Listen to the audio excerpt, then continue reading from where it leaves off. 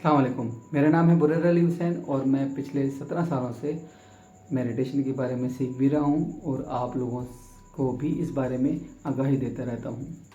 एक सवाल अक्सर लोग मुझसे करते रहते हैं, वो ये कि I can not quite my mind, या मैं किसी एक जगह पर अपनी तवज्जो मरकूज़ नहीं कर पाता। ये सवाल वो लोग करते हैं जो मेडिटेशन जिन्होंने अभी स्टार्ट की है या अभी कुछ शुरू के दिन हैं या कुछ थोड़े 2-3 महीनों से मेडिटेशन कर रहे हैं। हाँ, ऐसा होता है और इसमें कोई घबराने वाली बात नहीं है। इसके इलाज ढूंढने के लिए, इसका हल ढूंढने के लिए मैंने ये वीडियो बनाई है और कुछ टेक्निक्स मैं आपसे शेयर करूँगा, वो नोट डाउन कर लीजिएगा। यकीनन आपको फ़र्क महसूस होगा। सारी टेक्निक इस्तेमाल करने की ज़रूरत नहीं है, जो आपको अच्छी लगे, जिससे आपको फ़ायदा हो, वो टेक्निक यूज़ कीजिएगा और मुझे ज़रूर बताइएगा कौन सी टेक्निक आपके लिए कारआमद साबित हुई। सबसे पहले ये कि आप बैक काउंटिंग करें, क्योंकि आपका माइंड इधर उधर घूम रहा है। कुछ कभी ये याद आ जाता है, कभी वो याद आ जाता है, कभी कोई काम जहन में आ जाता है।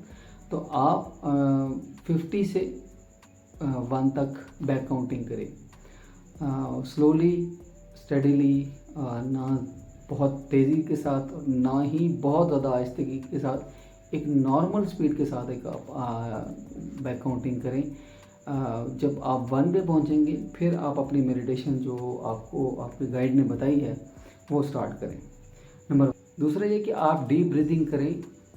डीप ब्रीदिंग का मतलब ये नहीं है कि आप इतनी लंबी गहरी सांस लें कि जब आप उसको छोड़ें तो आपको सांस ही ना आ रहा हो, सांस फूल जाए, इस तरह के मामलात हो जाएं। ऐसा नहीं करना आपने।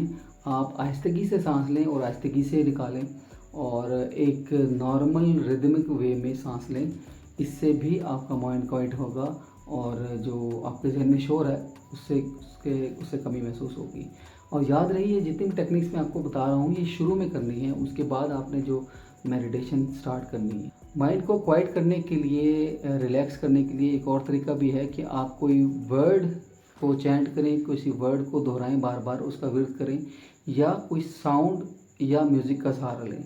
अब म्यूज़िक से मुराद ये नहीं है कि आप कोई फास्ट म्यूज़िक लगा लें या कोई गाना चला लें पीछे।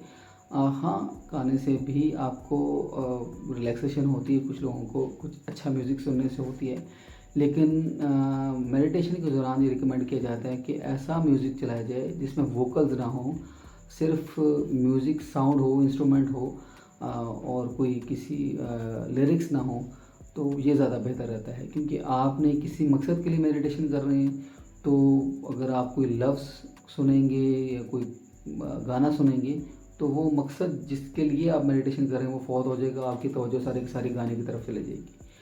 तो ये भी एक अच्छा तरीका है।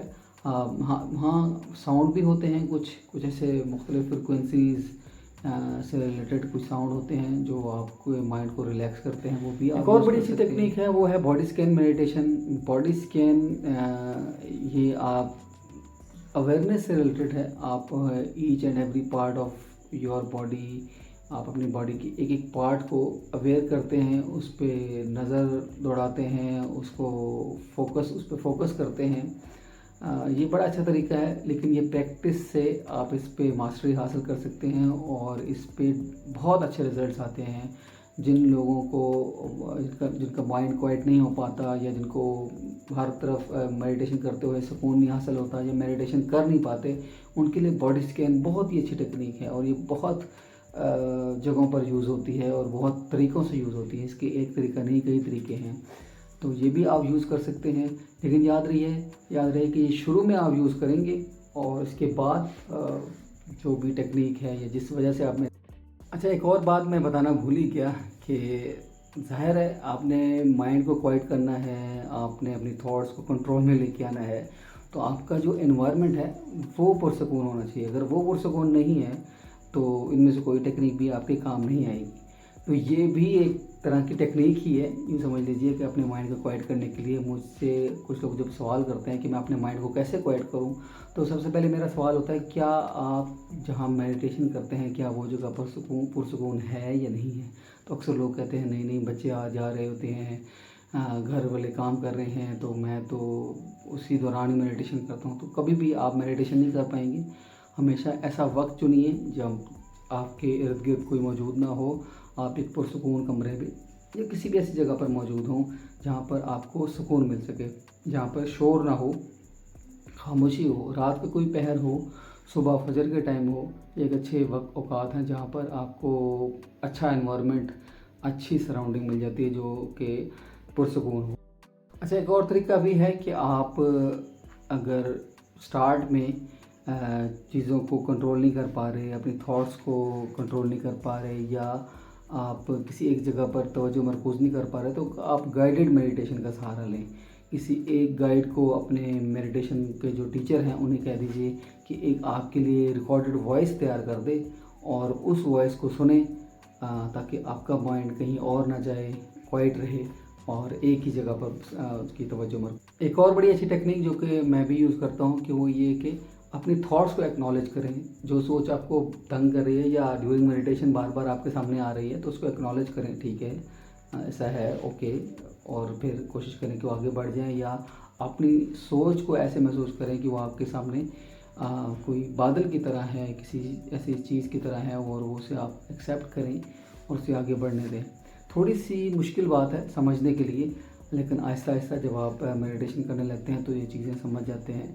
और मैं तो हूँ ही आपके साथ, आपके लिए। आइंदा भी आने वाले दिनों में मैं इसके बारे में वीडियोस बनाता रहूँगा ताकि आपको इस। अच्छा, एक और चीज़ है माइंडफुलनेस। माइंडफुलनेस से रिलेटेड मेडिटेशंस भी होती हैं। माइंडफुल होने का मतलब है कि आप अवेयर हों अपने इर्द गिर्द के माहौल से, और अवेयरनेस क्रिएट करके भी आप अपने माइंड को क्वाइट कर सकते हैं। ये भी एक अच्छा तरीका है, और इसके लिए भी बहुत सारे टेक्निक्स हैं। यानी कि इस माइंडफुलनेस के अंदर भी बहुत सारी माइंडफुलनेस की टेक्निक्स अवेलेबल होती हैं जो माइंडफुलनेस मेडिटेशंस भी कहलाती हैं।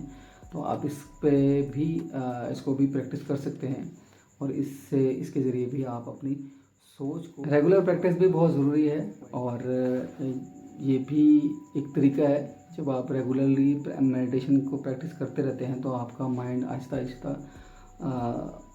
आदी हो जाता है, और आहिस्ता आहिस्ता ये जान लेता है कि किस तरह उसने अपने आप को क्वाइट करना है, और किस तरह आप अपनी सोच को कैसे कंट्रोल में कर सकते हैं। कुछ चीज़ें फिर आप प्रैक्टिस से खुद ब खुद सीखने लग जाते हैं।